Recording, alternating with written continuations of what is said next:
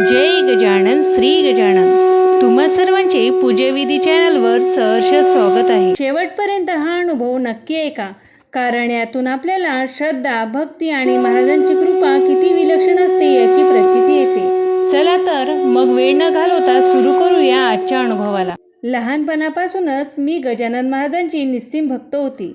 माझे शिक्षण शेगाव येथे झाले। शाळेत शिकत असताना दर गुरुवारी आम्ही पहाटे उठून गजानन महाराजांच्या दर्शनासाठी जात असत। त्यामुळे माझ्या मनात महाराजांबद्दल अतूट श्रद्धा निर्माण झाली होती।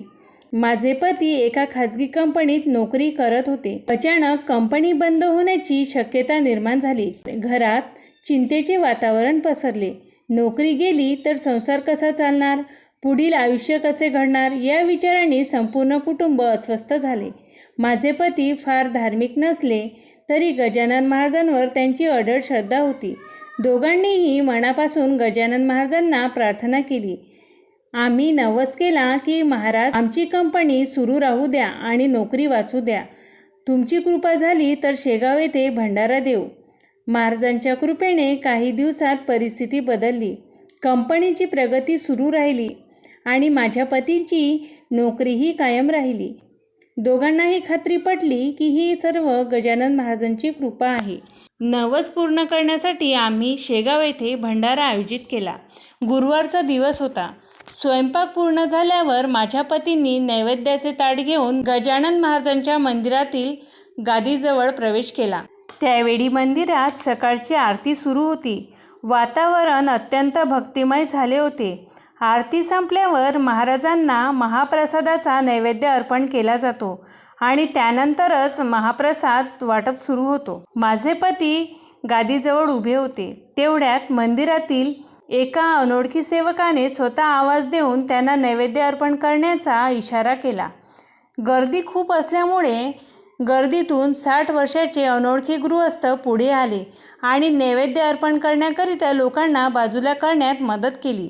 मात्र माझ्या मनात एक विचार आला, प्रथम नैवेद्य हा मंदिराचाच असतो। आपण आधी नैवेद्य अर्पण केला तर मंदिराचा नियम मोडेल का, अशी शंका माझ्या मनात आली। पण पुढच्या क्षणी माझ्या मनात आले, श्रींची इच्छा असेल तरच हे घडत आहे। त्यांनी अत्यंत नम्रतेने आणि भक्तिभावाने गजानन महाराजांना प्रथम नैवेद्य अर्पण केला। त्या क्षणी त्यांच्या डोळ्यात आनंदाश्रू आले, मन भरून आले। हा योग काही योगायोग नव्हता, ही तर गजानन महाराजांनी स्वतः दिलेली कृपा होती। आयुष्यात प्रथमच त्यांना असा दुर्मिळ सन्मान लाभला होता। भक्त हो, महाराजांकडे केलेली प्रार्थना कधीही वाया जात नाही। योग्य वेळ आल्यावर ते आपल्या भक्ताची इच्छा पूर्ण करतात, पण त्यासाठी श्रद्धा, संयम आणि विश्वास आवश्यक असतो। या अनुभवातून आपल्याला एक महत्त्वाचा संदेश मिळतो, आपण देवाकडे काहीही मागितले तर ते मनापासून मागावे, नवस केला तर तो प्रामाणिकपणे पूर्ण करावा आणि सर्वात महत्त्वाचे म्हणजे प्रत्येक गोष्ट महाराजांच्या इच्छेवर सोपवावी। गजानन महाराज भक्तांच्या जीवनात योग्य वेळी योग्य मार्ग दाखवतात। कधी संकटातून बाहेर काढतात तर कधी असा अविस्मरणीय अनुभव देतात की आयुष्यभर विसरता येत नाही। जर तुम्हालाही गजानन महाराजांचा असा एखादा अनुभव आला असेल तर तो कमेंटमध्ये नक्की लिहा। तुमचा अनुभव पुढील व्हिडिओमध्ये घेण्याचा आम्ही प्रयत्न करू। व्हिडिओ आवडला असेल तर लाईक करा, आपल्या मित्रपरिवारासोबत शेअर करा आणि अशा सत्य अनुभवांसाठी पूजाविधी चॅनलला नक्की सबस्क्राईब करा। शेवटी सर्वांनी भक्तिभावाने म्हणा, गण गण गणात बोते।